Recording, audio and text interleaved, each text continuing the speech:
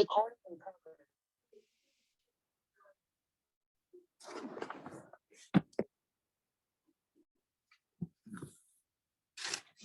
शांति। 14 जनवरी 1980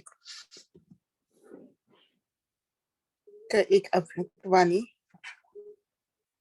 में बाबा ने इकोनॉमी करने के लिए कहा है। जो इंजीनियर्स के साथ मुलाकात में तो थोड़ा सा आज इकोनॉमी के ऊपर मंथन चला, वो शेयर करना चाहूंगी।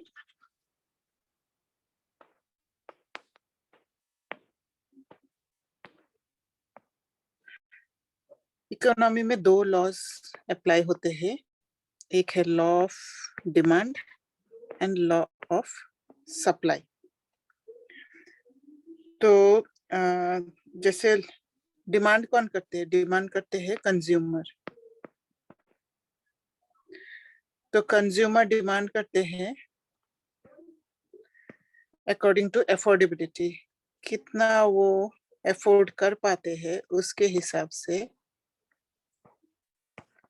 डिमांड करते हैं।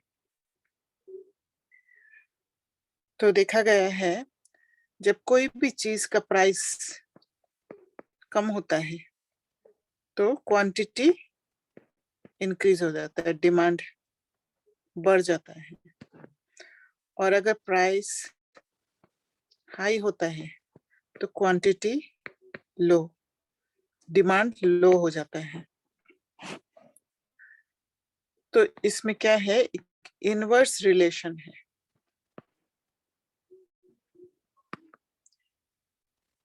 तो लॉ ऑफ डिमांड को हम एक एग्जांपल से समझेंगे। ये प्राइस है और ये क्वांटिटी है। ये क्वांटिटी में एक Q1 जो 1 kg है और Q2 जो 10 kg है। आलू का प्राइस अगर 100 रुपीज पर केजी है या 10 रुपीज पर केजी, जब 100 रुपीज पर केजी होता है तो प्राइस इंक्रीज हो गया। इसका मतलब क्या होगा? क्वांटिटी कम होगा। तो कंज्यूमर क्या करता है? 1 किलो ही खरीदता है। और जब सॉरी, ये नहीं,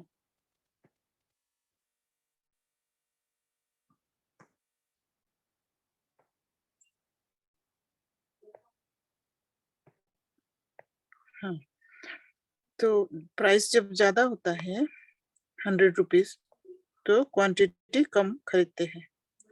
और जब प्राइस कम होता है तो क्वांटिटी ज्यादा 10 किलो खरीद लेते हैं। तो ये है डिमांड, लॉ ऑफ डिमांड। तो लॉ ऑफ सप्लाई को हम समझेंगे। सप्लायर क्या है? हमेशा प्रॉफिट चाहते हैं। जैसे कंज्यूमर अफोर्डेबिलिटी को देखते हैं, कितना मैं अफोर्ड कर सकती हूँ। तो सप्लायर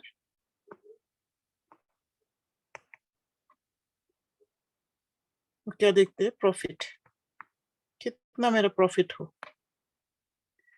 तो इसमें जब प्राइस इंक्रीज होता है तो क्वांटिटी भी इंक्रीज होता है, और प्राइस अगर फॉल किया तो क्वांटिटी भी कम प्रोडक्शन होता है।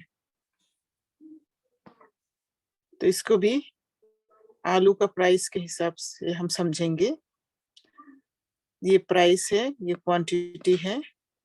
क्वांटिटी 1, क्वांटिटी 2, ये 1 kg वाला, ये 10 kg वाला, और ये प्राइस 100 रुपीज पर केजी, और ये प्राइस 10 रुपीज पर केजी। तो यहाँ पर जब आलू का प्राइस ज्यादा होता है तो सप्लायर क्या करता है, बहुत सारा प्रोडक्शन करता है, क्योंकि प्रॉफिट बहुत ज्यादा होगा तो 10 किलो प्रोडक्शन करते हैं। पर जब 10 रुपये का होता है तो वो कहीं और मेहनत करते हैं, इसमें कम प्रोडक्शन करते हैं। तो ये जो प्रोडक्शन है, इसका जो लॉ ऑफ सप्लाई है, इसका ये ऐसे बनता है। तो ये है लॉ ऑफ सप्लाई, वो लॉ ऑफ डिमांड और ये लॉ ऑफ सप्लाई। अभी हम दोनों को कंबाइन करते हैं, फिर देखते हैं क्या रिजल्ट होता है। कंबाइन वाला ग्राफ, ये है प्राइस, ये क्वांटिटी, यहाँ Q1, यहाँ Q2, 1 kg, 10 kg, यहाँ 100 रुपीज पर केजी आलू, यहाँ 10 रुपीज पर केजी आलू।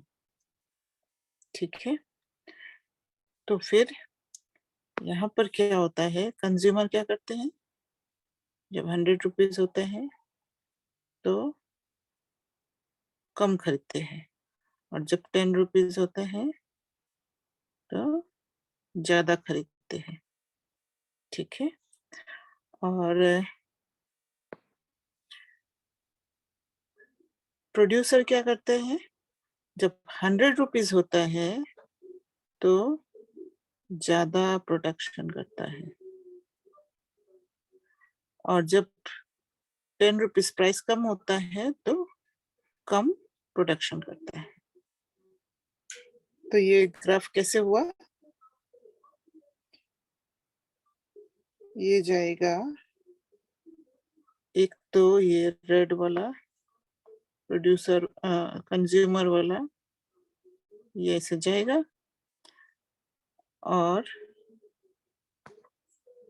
प्रोड्यूसर वाला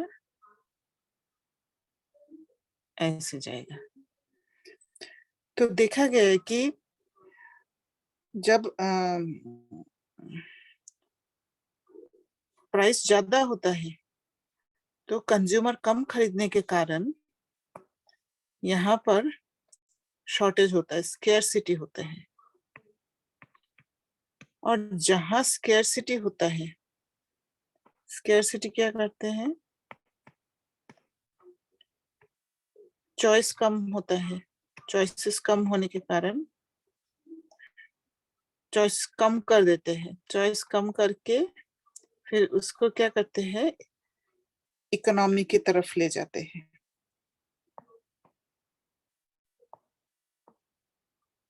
क्योंकि डिमांड होता है, जहां स्केर्सिटी वहां डिमांड है, जहां कमी है वहां डिमांड होता है, तो चॉइसेस कम करके फिर इकोनॉमी कर देते हैं, इकोनॉमी की तरफ शिफ्ट करते हैं। तो यहाँ स्केर्सिटी है, क्योंकि 1 किलो खरीदा है, तो जहां 1 किलो खरीदा है वहां क्या हुआ, उसका 9 किलो सरप्लस हो जाता है। प्रोडक्शन जब 10 केजी होता है तो 9 किलो सरप्लस हो जाता है।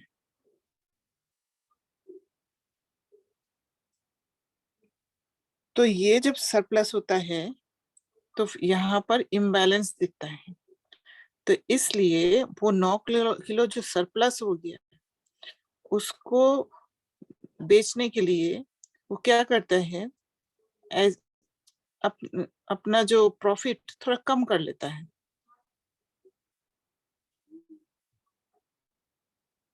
और प्रॉफिट कम करके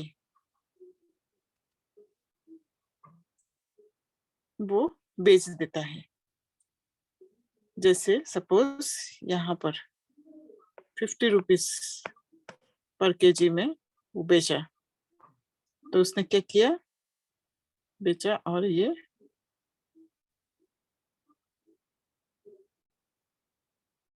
ये पॉइंट में मीट होता है, जहां पर कंज्यूमर भी खुश, 50 रुपीज में खरीदने के लिए तैयार हो गया, अफोर्डेबल हो गया, और प्रोड्यूसर भी खुश, प्रॉफिट हो गया। तो ये हो गया पॉइंट ऑफ इक्विलिब्रियम।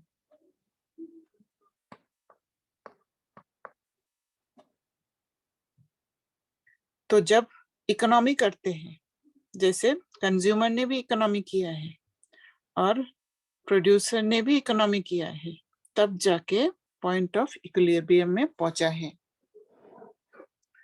तो एक होता है कंज्यूमर सरप्लस और दूसरा होता है प्रोड्यूसर सरप्लस। तो जब पॉइंट ऑफ इक्विलिब्रियम होता है तो कंज्यूमर सरप्लस और प्रोड्यूसर सरप्लस दोनों होता है।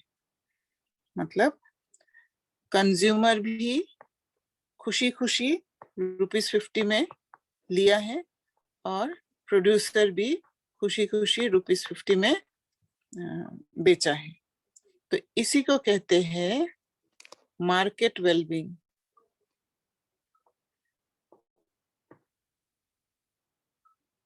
माना स्टेबिलिटी, एक स्टेबिलिटी स्टेट कह सकते हैं। तो बाबा ने उस मुरली में कहा है कि इंजीनियर प्लानिंग बुद्धि होगा, और हमारे लिए भी कहा है कि हम उनको सलाह देंगे, हम उनको गाइड करेंगे, तो हमारा प्लानिंग बुद्धि होगा।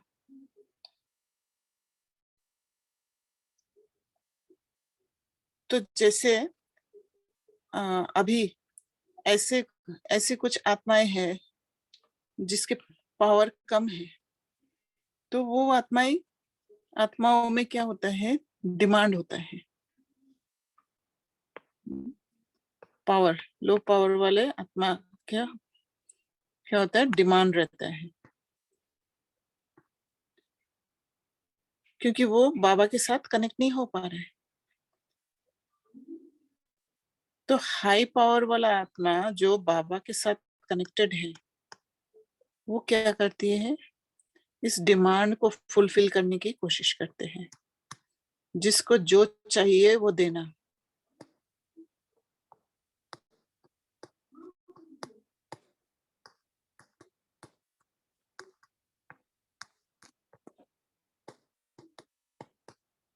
क्योंकि हम तो दाता है ना, हमारे पास तो सरप्लस है, तो वो हम देते हैं।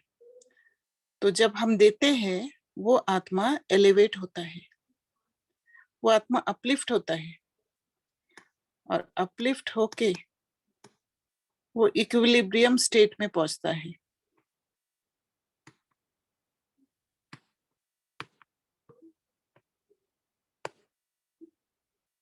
क्योंकि उनके पास कमी था, और जब हम पावर देते हैं तो वो इक्विलिब्रियम स्टेट में पहुंचते हैं। तो ये हमने भी इकोनॉमी किया है। कैसे इकोनॉमी किया है, झुककर।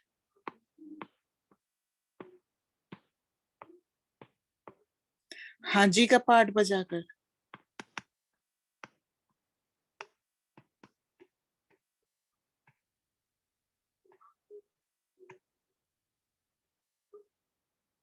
क्योंकि हम सप्लायर हैं,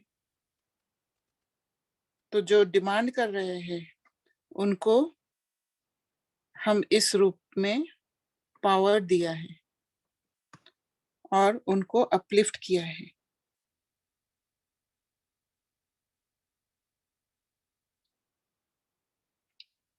तो बाबा ने आगे कहा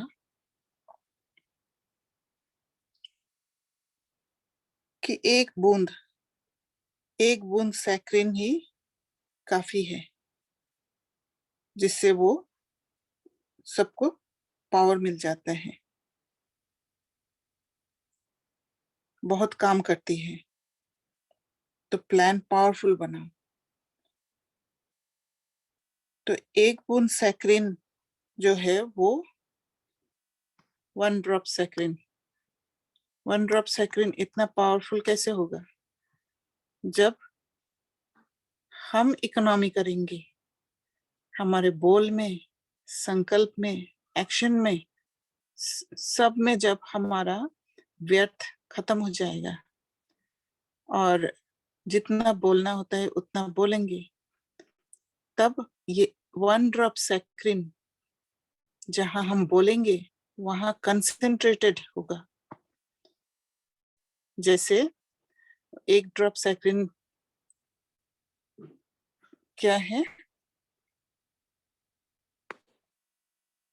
300 to 400 टाइम्स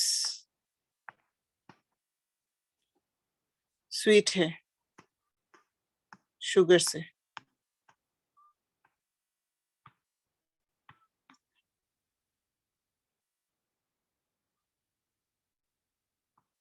तो एक ड्रॉप सैक्रिन जब हम देते हैं तो वो आत्मा तृप्त हो जाते हैं और साथ में हमारा भी प्रॉफिट, क्योंकि हम सप्लायर है ना, और सप्लायर बन के जो दिया है हम खुद भी स्टेबल रहे। जैसे सैक्रिन डिप्लीट नहीं होता है, ब्रेक नहीं होता है सैक्रिन, वो 0 कैलोरी वाला होता है। तो हम भी उस सिचुएशन में एंटेंगल नहीं होके अपना एनर्जी को सेव करके रखा है, अपना स्टेज को एलिवेटेड रखा है और दूसरों को भी एलिवेट कर दिया है।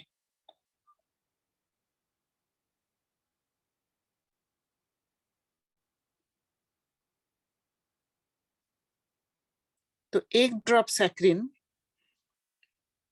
अगर हम इस एग्जाम्पल से देखते हैं, एक ड्रॉप सैक्रिन अगर एक ग्लास दूध में डालते हैं तो क्या होता है? एक ड्रॉप जब डालते हैं तो वो वहां नहीं रहता है, ये पूरा दूध में सैक्रिन मिक्स हो जाता है, दूध मीठा हो जाता है।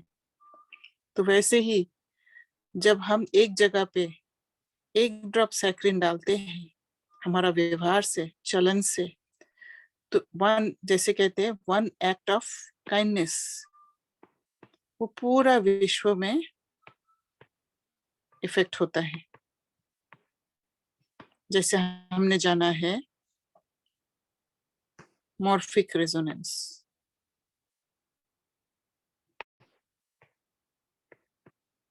जो हम यहाँ बैठ के करेंगे उसका इफेक्ट कहीं और जाकर भी होता है। तो इसलिए बाबा ने कहा कि इतना पावरफुल प्लान बनाओ ताकि कम खर्च से अधिक सफलता मिले। और यही संस्कार हम सतयुग में ले जाएंगे, जहां पर हमारा प्लानिंग बुद्धि होगा और साथ में वो बार्टर सिस्टम भी होगा कि जहां सरप्लस होगा वो दूसरे सरप्लस वाले आत्मा से लेकर लेन देन करके बैलेंस करते जाएंगे। वहां ये सिस्टम नहीं होगा जो यहाँ कलयुग में होता है, स्केर्सिटी और सरप्लस। एक जगह शॉर्टेज और दूसरी जगह बहुत ज्यादा, वो नहीं होगा। हमेशा इकोनॉमी करके, यहाँ पर इकोनॉमी करके बैलेंसिंग करना होता है और वहां लेन देन से बैलेंस रहता है। अच्छा, Om Shanti. Thank you Baba.